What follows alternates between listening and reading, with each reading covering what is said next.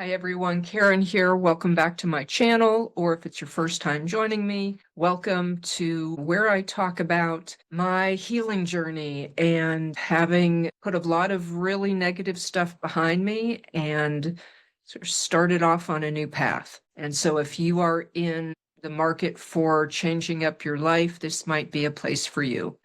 In my last video, I talked about, or I mentioned that my new slogan was the status quo is now the status no, that I am done with conformity and I am all about speaking my truth and living an authentic life and trying to figure out exactly what that means for me. And what I wanted to do today, because that sentiment really was dovetailing with some of the other things I've talked about, right? Like starting your own personal revolution and escaping out of the box and all of these themes of doing your own thing, right? And so I thought I'd talk a little bit more about that today, because the status quo and what Wikipedia says is it's the state of existing affair, the current state of social structure or values, and that maintaining the status quo is keeping things the way they are. And that is why I'm done with the status quo, because I don't know about you, but I'm pretty tired of the way things are. I think that we need some major changes. But what I keep saying is that we can't change those things. We're not going to have a hope of changing the world if we don't change ourselves first. And so it's great to have these lofty ideals of how we can change the world, but honestly, changing ourselves has to come first. You know, that was one of the biggest learnings I had when I left my narcissistic relationship that I was in, that I had to start putting myself first. And so it goes both ways, right? You put yourself first in the good ways to get healthy, but to do that, you also have to take personal responsibility for where you are. And until we can all sort of look at our shit and deal with our own personal shit, why would we expect anybody else to change,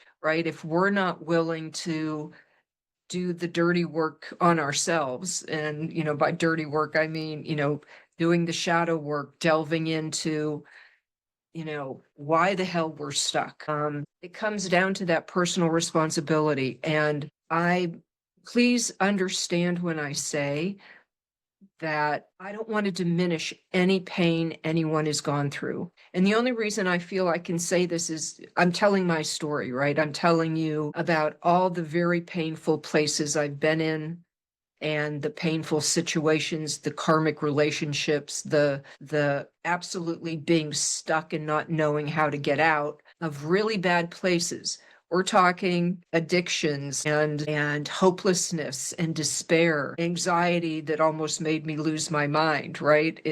I've been in some really dark places. And so I feel I can share my experience from that and not diminish anything I went through. Every pain that I went through, I acknowledge, I wrap my arms around it. I give myself grace and love and peace and a real gentleness that I've learned to give to myself in acknowledging all of the pain I've gone through. So please note, when I'm sitting here talking about taking personal responsibility, I know that sometimes that can sting.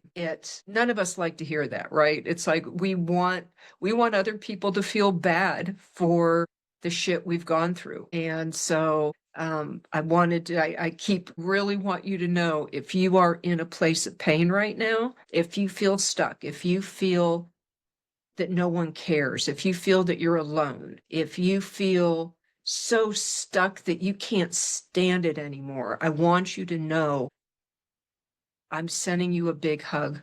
I'm sending you the biggest hug and sending you all of my love and light and hope that this message might be what you need to make a change in your life. And so all of that to say that I'm sorry for the pain you're experiencing. I'm sorry for the hurt and frustration and all those feelings. I can share with you my story that I was able to get away and make these huge changes in my life I am not the same person today that I used to be. Even 6 months ago, this whole thing started 8 months ago.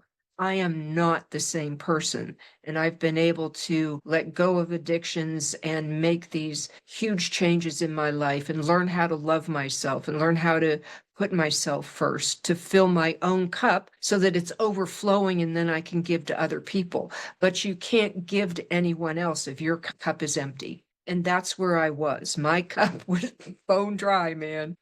I had always poured out for everyone else and I never poured back for myself. And so the personal responsibility comes in accepting that I gave permission for it all to happen. Was it happy permission? No. But I was getting something out of it for the different things that were in my life. The addictions were comfort. My life was so miserable, and I had had a lot of misery in my life, even since childhood. So I learned that there are some very effective ways that I could escape. I was an escape artiste.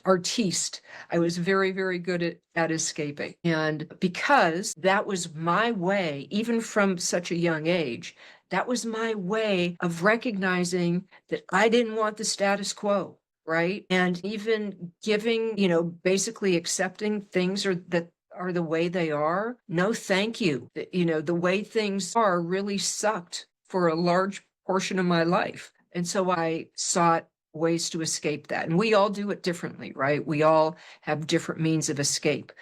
Some people overwork, overeat, overspend, over whatever. And the status quo loves that. The status quo wants to stay the same. When I was thinking about talking about this today, it made me think of the Hunger Games, right? The old bread and circuses from Roman times, which is why, it was called Panem, for bread, right? And they would put on the big circus every year with the Hunger Games just to keep the masses, sort of complacent. And our current world has really outdone itself in giving us ways of distraction. And, even thinking back to growing up in the 60s and 70s, we didn't have anywhere near the distractions that there are today. I'm so glad social media wasn't around to catch me on video or with camera, the shit that I used to get up to. Anyway, I'm not going to get off on that. But before I go any further, let me, if you would indulge me for a second. I was writing, and rather than trying to memorize this, I'm just going to read it to you. But I was at the beach a couple of weeks ago, and I was thinking about these things. And so if you don't want to watch me reading this, close your eyes and just listen. But I said, we want better for ourselves, don't we? So many of us are aching for a better world. We're asking for it at the same time that we live in this maze of conditioning we haven't even realized we were placed in. And placed seems like such a gentle word, like it was done with loving kindness, like we were fuzzy yellow chicks held in a big, strong hand that set us down on the lawn so we could learn and grow unimpeded. But we were so young when this happened, and we were just following our parents who had followed their parents and their parents before them down through time. Each generation soaked up the culture and norms and politics and religion of their time. But in fact, it wasn't a gentle placing on the bright green grass. It wasn't a big, strong hand setting us lovingly down to find our way. It was a big, strong hand trapping us in a maze of conformity and compliance. Rather than us being sweet little chicks, a more apt visual sees us as hapless white rats, let loose in a never-ending maze where we learn to push the button for acceptance, for validation, for safety and security and excitement and dopamine and whatever it is we seek to fulfill us. I have had such deep wounding around the concept of expectations. This affected me in so many ways, including feelings of unworthiness, of never being enough, of never having enough time, of never giving enough. One way or another, it was all based in some form of lack mentality. Lack of time, lack of resources, lack of self-respect, lack of acceptance, lack of connection, lack of love, lack of energy. All I ever wanted was to escape the maze, but I felt trapped, stuck, clueless how to set myself free. So I escaped in other ways. More to the point, I escaped in all the ways, every way I could think of. Each escape hatch created its own maze, of course, so my life was like a video game with all these different levels. Anyway, I won't keep reading, but if we want to get out of the maze, if we want to get out of that box, if we want to have this personal revolution, so that we can then have a worldwide revolution. I'm not just talking about the US, the whole world is fucked right now, right? And actually, I want to say a word about this too, because so many, especially in spiritual circles, are talking about and I do believe it is the year of the rise of the feminine, right? The rise of the dark feminine, as a matter of fact, the divine dark feminine, just fed up with shit, and we're taking the power back and doing things our own way. However, the way to balance, because the patriarchy has gone apeshit and has been in power too long and I'm not going to go way into that. However, the way to make things right is not for the divine feminine to be on top. It is to balance and heal both, right? The divine masculine is totally toxic right now and has been for a long time and has inflicted a lot of pain and suffering on the divine feminine. But the divine feminine is toxic, and it's not about, for the divine feminine to come and crush the patriarchy is not the way, right? That's not the way. It is about healing the toxicity of both so that both can be in balance, because they both bring different strengths to the table. Now, I do believe the divine feminine is the one who's healing first and is going to help the divine masculine to get their shit together, but it's not by crushing the patriarchy. It's about healing it. It's about leading the way.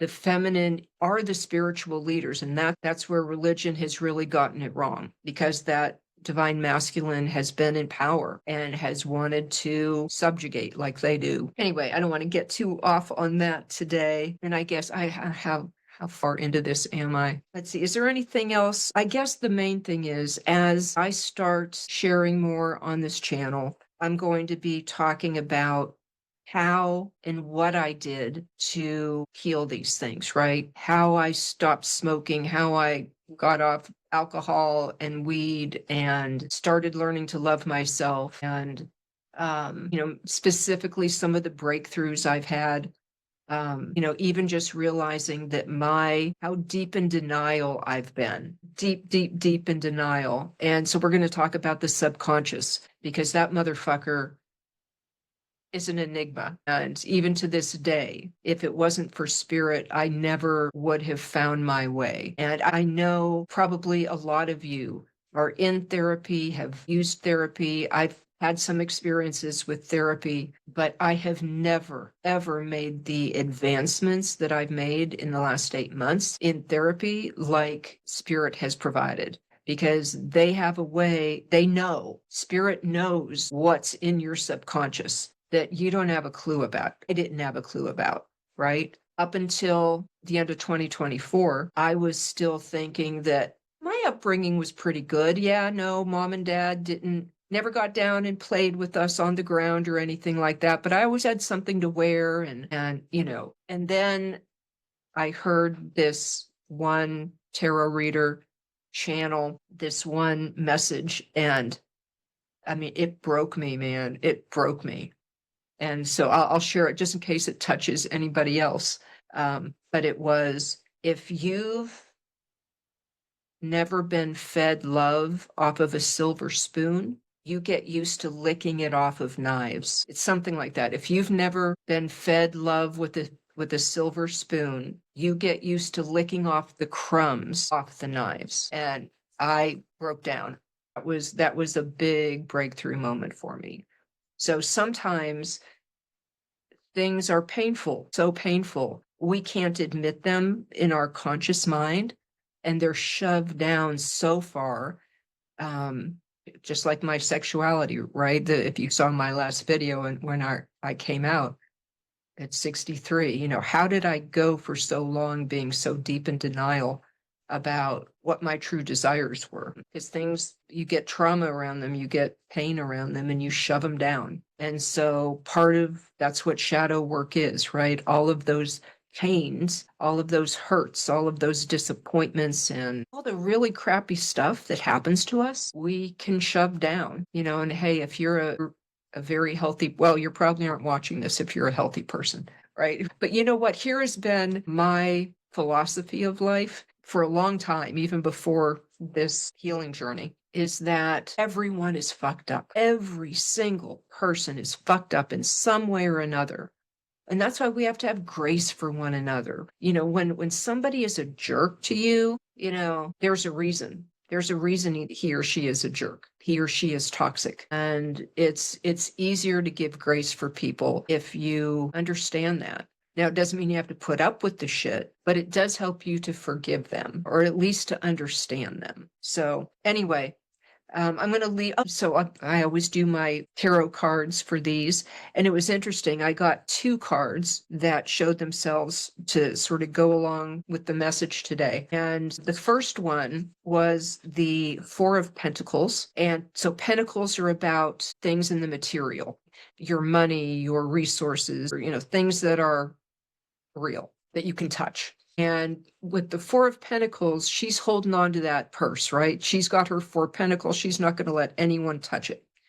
And, thinking about the status quo, it can be very uncomfortable to think about letting go of things that, because there's 10 Pentacles, and this is only 4, but she's holding on really tight. She could get more, but she's not willing to let go of what she has to maybe get something better. And so as we look at not maintaining the status quo and starting to say status no, think about what can you ease up on in your life that is not really healthy to hang on to anymore. So maybe just start thinking about that. And then the 6 of Cups came up too, which represents your inner child and your future self and nostalgia and holding on to memories. And Cups represents emotions. There's a lot about nostalgia that can keep you stuck, that can keep you in the status quo, that you don't want to, we don't want to change things because we're too comfortable. It's the way we've always done them,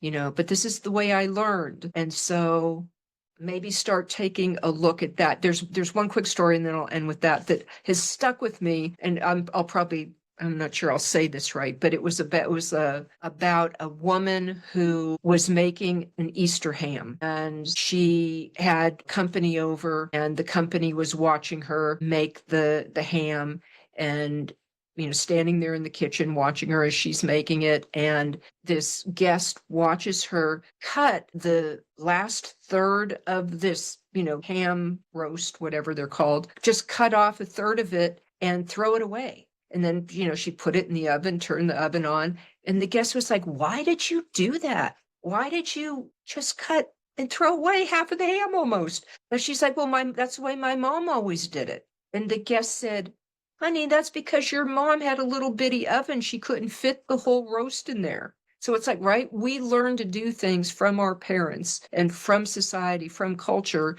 And we absorb these ways of doing things, and we do it unthinkingly because it was the way we were taught, right? So maybe start looking at things that you can let go of and examining, hey, why am I doing this? Why am I believing this? Does that really fit for me anymore? Is that really what I believe? And that's a great way to start your entry into doing shadow work, figuring out what you really believe and what you want, and looking around and recognizing what the status quo is. And are you really okay with the status quo anymore? And maybe you'll start looking and seeing some things that say, you know what? No, status no. Status no. All right. Hope you're all well. Peace in, peace out. Take care.